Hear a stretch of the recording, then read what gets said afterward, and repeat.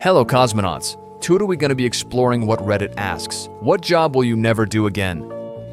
Answer 1. Casino card dealer. Gamblers are the most entitled, selfish, and rude people on the planet. We've got people out there starving and homeless, and these idiots throw thousands of dollars in a bet circle on a stupid game that's literally rigged against them, and they have the audacity to throw childish tantrums when they lose, and then blame the dealers or punch the machines. Absolutely ridiculous.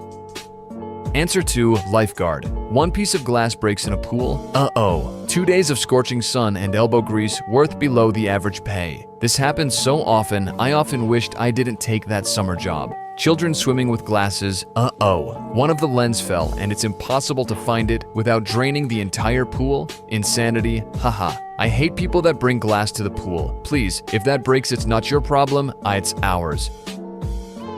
Answer 3. I'm on mat leave right now, with my first baby, been teaching for 10 years. People ask if I'm exhausted, if I'm sleeping, eating, etc. with a newborn, if I'm ready to go back to work. I answer honestly that I'm sleeping and eating way better than I do with teaching. Having a newborn, to me, has been so much easier than dealing with kids who throw chairs at me, threaten to kick me while I was visibly pregnant, whose parents tell me it was their child's right to do nothing and interrupt my classroom because he doesn't like the subject, and he should not be made to do something he doesn't like. The kid had nothing wrong with him, just a spoiled brat. The meetings, report cards, classroom management, violent and abusive students, and sometimes violent and abusive parents, and complete lack of resiliency or accountability or responsibility or any semblance of trying from these kids. Fuck, I'll take a crying baby over that any day of the week. Answer 4. Retail pharmacy technician. You're never trained well enough. There are not enough hours to staff the pharmacy, there are too many medications to fill, too many vaccines to give, and you're the person who gets yelled at over everyone's frustrations with private health insurance. January is the worst time of the year because deductibles reset and prescriptions are usually more than the month prior. It always leads to some old person screaming at you, except it happens all day long. Answer 5. Obviously, I never want to work at McDonald's again, but if push came to shove and it was that or be homeless, you best believe I'm shilling them McMuffins at your ass. The one I don't think you'll ever physically be able to do again and quit because of how bad it fucked up my body though is logging. I'll never do it again because I probably can't, and if I tried, it'd only be a matter of time till I was dead or completely disabled. I sure did love being in the woods every day though. Just a little too much hospital time on the other end of the scale.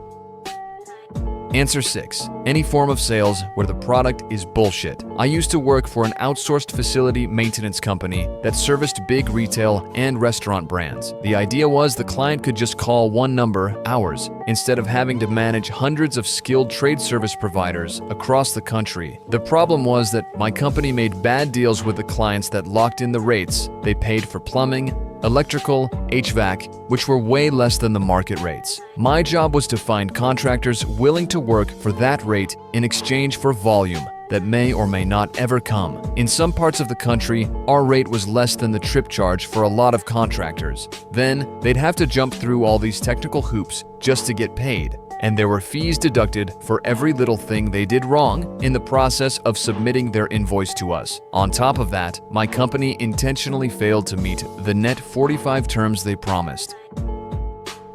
Answer 7. Working as an ice cream server, sundae maker, etc. It was the most dreadful job in the world. I ended up smelling like spoiled milk by the end of the day, and bending over to scoop the ice cream out of the big tubs was horrendous. I'm 6 feet tall, so it meant I'd have to be bent over almost in half. It caused me an obscene amount of pain and messed up my back being bent over trying to scoop the hard ice cream. It was the lowest paying, most painful, and smelly job I've ever had. Answer 8. Nursing. It's heavy manual labor with a lot of complaints and not nearly enough money to compensate for the stress. For anyone who says nursing isn't heavy manual labor, I defy you to manually pick a 300-pound person up and roll them around in bed so you can clean up their poop. No, it's not easy, and yes, it will destroy your back. Answer 9. Join the Army. After experiencing genuinely good leadership in the private sector and in my personal life, I reflect on people I reported to, and sometimes it's laughable how incredibly fragile people's egos are. Yes, some were great leaders, but most didn't know how to guide their soldiers other than to yell and throw hissy fits at them for the smallest tasks. This behavior of aggression just gets perpetuated in an endless cycle because that's what strong leadership looks like. Answer 10.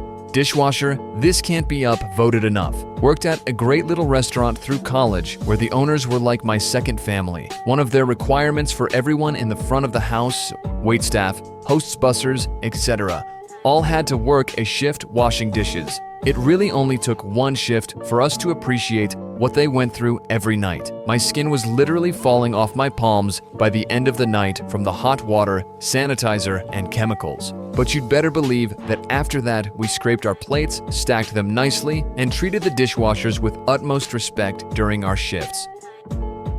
Answer 11. Security. I know there are several good ones that are cake jobs where you basically can play on your phone all shift, but all the ones where I live aren't like that. High military and government area. Last security job I worked tried to be more military than the military. No phones, no TV, no books, nothing. Just stand there for 12 hours, no sitting until break time. One of the supervisors was such an asshole, he would write you up if you walked around your post to get the blood flowing. Even though you were still on camera the whole time and you weren't leaving your posting area, if you moved more than a foot from the standing relief pad, instant write-up. And there was one post that was guarding a dumpster inside the garage because people could walk into it from the street. Absolute worst post, you would smell like hot garbage after your shift. Pay was good, $35 an hour, and you were guaranteed 32 hours a week, though I ended up working 50 hours most of the time. But I got written up for going out of town on my first weekend off on 6 months, and I didn't want to drive 3 hours back home just to work a 5-hour shift.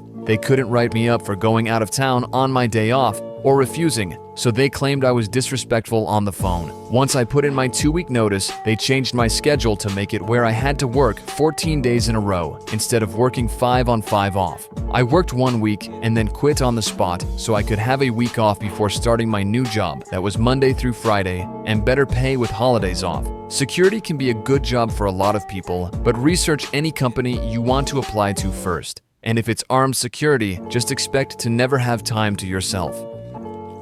Answer 12. Factory work. I'm not sure if it would be called assembly line work, but I had a job for a few weeks where my job was closing the lid on a box. We each had a single brainless job in the process. Guy before me would roll it down the table of wheels and I'd close the box, roll it to the next guy who stacked it on the pallet. I quit on lunch a couple weeks in. I'd rather be dead.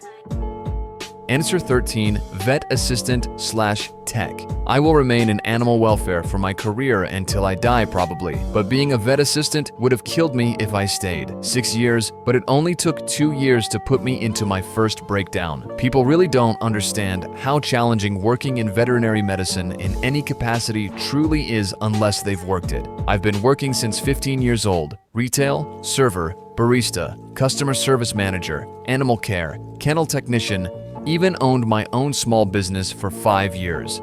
Now I work in community fieldwork and as a crisis helpline caseworker.